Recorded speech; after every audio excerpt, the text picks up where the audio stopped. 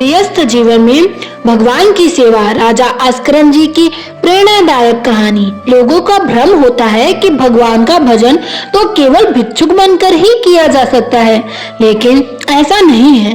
बड़े बड़े चक्रवर्ती सम्राट भी काफी महान संत हुए हैं। यह नहीं सोचना चाहिए कि हम गृहस्थ हैं तो हम भगवान को कैसे प्राप्त कर सकते हैं। आप केवल प्रभु के हो जाइए और अपने मन, वचन और कर्म से उनको अपना स्वामी मान लीजिए। उनके जैसा प्यार करने वाला कोई और दूसरा नहीं है। राजा आस्करन जी और कोई नहीं, पृथ्वीराज जी के पौत्र और भीम सिंह जी के पुत्र थे। उनके ठाकुर का नाम श्री राधा मोहन जी था। ये आठों पहर अपने ठाकुर जी की सेवा में रहते थे। राधा मोहन जी आस्करन जी के आराध्य देव थे और हमेशा उनकी सेवा में मग्न रहते थे। आस्करन जी ने एक चौकीदार को पूजा गृह के सामने रखा था और उनसे आदेश दिया था कि कोई उनकी सेवा में विक्षेप न डाले। उनका रोजाना 10 घड़ी अर्थात 4 घंटे की सेवा करने का नियम था। दिल्ली का बादशाह किसी कारण से आस्करन जी के राज्य में आया और कहा कि मुझे उनसे तुरंत मिलवाया जाए। उससे प्रार्थना की गई कि महाराज, यह संभव नहीं है। इस समय आस्करन जी अपने ठाकुर जी की सेवा में हैं और उनका आदेश है कि 4 घंटे तक कोई उनकी सेवा में विघ्न न डाले। बादशाह ने आस्करन जी को सूचना देने के लिए बार बार आदेश किया, पर किसी भी सेवक ने बादशाह की आज्ञा नहीं मानी। बादशाह को इस बात से बहुत कष्ट हुआ। उसने तुरंत अपने सेनापति को आदेश किया कि उन सबको दंड दिया जाए और आस्करन जी को बंदी बनाकर बादशाह के सामने लाया जाए। उन्हें बताया गया कि आस्करन जी को 4 घंटे तक कोई सूचना नहीं पहुंचा पाएगा।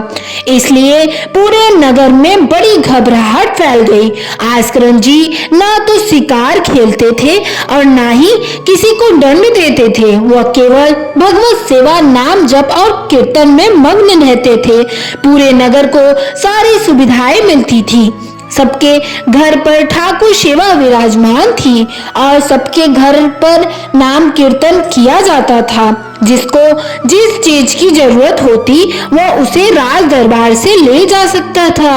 अब बादशाह के आदेश से हड़कंप मच गया। बादशाह ने कहा, मेरा आखिरी हुक्म है कि आस्करन जी को हाजिर किया जाए, नहीं तो हम पूरी सेना से विध्वंस मचा देंगे और पूरे राज्य को नष्ट कर देंगे। जो प्रधान सेना नायक था उसने हाथ जोड़कर बादशाह से कहा, आप समझिए, हम आपके सेवक हैं, आपसे लड़ कैसे सकते हैं? आप बादशाह हैं, पर मेरी यह प्रार्थना है कि आप अकेले जाकर देख लीजिए कि आस्करन जी सेवा में लगे हुए हैं। हम उन्हें सूचना नहीं दे सकते हैं, पर आपको रोक भी नहीं सकते। आप जाकर बात कर लीजिए। बादशाह को लगा कि बात सही है, क्योंकि ये हमारे ही अनुकूल राज्य हैं, कोई वैरी तो है नहीं। बादशाह ने स्वयं अंदर जाकर देखा तो आस्करन जी की सारी सेवा हो चुकी थी। आस्करन जी भगवत सेवा करके नियम पूर्वक ठाकुर जी की साष्टांग दंडवत कर रहे थे। उन्हें यह पता चल गया कि कोई आया है, परंतु उन्होंने न तो नजर उठाई, न बात की और न ही रुके। वे निरंतर साष्टांग दंडवत करते रहे। बादशाह खड़ा देखता रहा कि ये न तो मेरी तरफ देख रहा है, न बोल रहे हैं। बहुत देर हो गई। पद का बहुत अभिमान होता है। बादशाह ने मयान से तलवार निकाली और उनके पैर पर मारकर उनकी एड़ी काट दी, लेकिन आस्करन जी ने दंडवत नहीं रोकी, न बादशाह को मुड़कर देखा। उनके पैर से खून की धाराएं बहने लगी। उन्होंने एक आह भी नहीं भरी और न ही रुके, वैसे ही खड़े हुए और फिर साष्टांग दंडवत करने लगे। आस्करन जी खून से लथपथ हो रहे थे, परंतु कोई कष्ट का अनुभव नहीं दिख रहा था। अब तो बादशाह का धैर्य टूट गया और वह सोचने लगा, ये तो अपराध बन गया। ये कोई नाटक नहीं कर रहे हैं। ये तो सच में महान भागवत हैं। जो पद का अभिमानी होता है वह नहीं जानता कि भक्ति क्या होती है, भक्ति का क्या स्वरूप होता है और भक्तों की निष्ठा क्या होती है। आस्करन जी ने पूरी दंडवत की और ठाकुर जी की प्रार्थना कर उन्हें मध्यम विश्राम करा दिया। तब तक उनके पैर से खून बही रहा था। उन्होंने पीछे मुड़कर बादशाह को देखा पर उन्हें बिल्कुल भी गुस्सा नहीं आया। राजा ने देखा कि मेरे अपराध का इनके ऊपर कोई प्रभाव नहीं पड़ा। आस्करन जी की धैर्यशीलता और इनके इष्ट के प्रति निष्ठा देखकर बादशाह रिझ गया, बहुत प्रसन्न हुआ और उसने कहा, आज मेरे नेत्र सफल हो गए। मैंने ऐसा निष्ठावान भक्त पहली बार देखा। न तो तुम्हारी भ्रिकुटी पर कोई रोष है, न कोई तुम्हें पीड़ा है और न ही कोई थकावट दिख रही है। मैं आपसे वार्ता करना चाहता हूँ। ये सामर्थ्य आप में कहाँ से आई कि आपने एड़ी कटने और खून निकलने के बाद भी अपनी निष्ठा नहीं छोड़ी। बादशाह ने जब बैठकर आस्करन जी के संग भक्ति के विषय में बात की, उनके आंखों से अश्रु की धाराएं बहने लगी। संत की संगति का यही प्रभाव होता है। बादशाह ने अपनी कीमती रुमाल निकाली और घुटने टेक कर तत्काल अपने हाथ से आस्करन जी के चरण में पट्टी बांधी और कहा, आपकी भक्ति देखकर आज मैं निहाल हो गया हूँ। प्रभु की मुझ पर बड़ी कृपा है जो मुझे आप जैसे भक्त की निष्ठा के दर्शन हुए।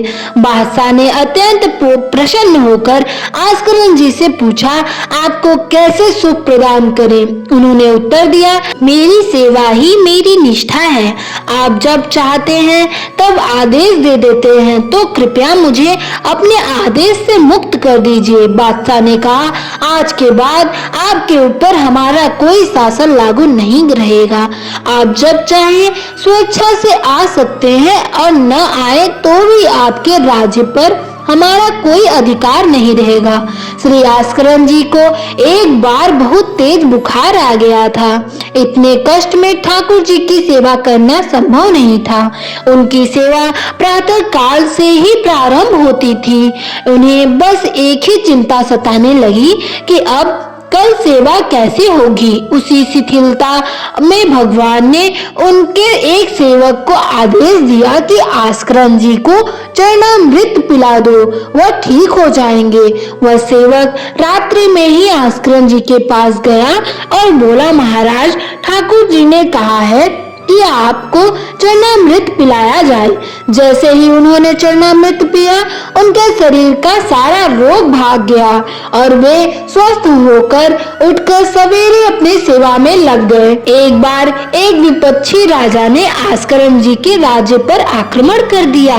जब आस्करन जी को यह बात पता चली तो उन्होंने कहा, प्रभु, हमसे मार काट नहीं होगा, सब में आप ही विराजमान हैं। अब हम से युद्ध नहीं होगा, इसलिए या तो मुझे राजपथ से हटवा दो या मुझे कहीं एकांत में ले चलो जहां मैं आपके लिए रो सकूं और तड़प सकूं, लेकिन यह तलवार उठाना अब मुझसे नहीं होगा। फिर उन्होंने भीतर से महसूस किया कि तुम राजा हो, प्रजा की रक्षा करना तुम्हारा कर्तव्य है। उन्होंने पूरी सेना को सजाया और सभी से कहा, मंजीरा लो और नाम कीर्तन करो। वे स्वयं भी कीर्तन करने लगे। नाम कीर्तन करते हुए सभी सैनिक युद्ध के लिए चलने लगे। तभी अचानक आकाश में मेघ भराए और शत्रु पक्ष में बड़े बड़े ओले गिरने लगे। उधर आस्करन जी की पक्ष में जहां नाम कीर्तन चल रहा था, वहां बस हल्की सी वर्षा हो रही थी। इतने बड़े बड़े ओले पड़ने से शत्रु भाग गए और शस्त्रों की आवश्यकता ही नहीं पड़ी। जब शत्रु पक्ष भाग गया तो विपक्षी राजा आस्करन जी के चरणों में गिरकर बोला, मुझे माफ कर दीजिए, मुझे नहीं पता था कि आप इस कोटि के महाभागवत हैं। यह है अनन्य भक्ति का प्रताप। यदि हम अपने प्रभु की सेवा और प्रभु का नाम जप और प्रभु के गुणों का गायन करते हैं तो किसी में ताकत नहीं कि वो हमें परास्त कर सके। बोलो श्री विष्णु भगवान की जय, लीलाधारी कृष्ण भगवान की जय, लक्ष्मी माता की जय। ओम नमो भगवते वासुदेवाय।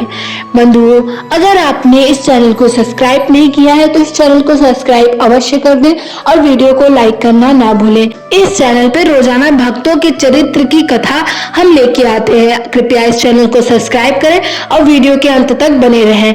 बोलो विष्णु भगवान की जय।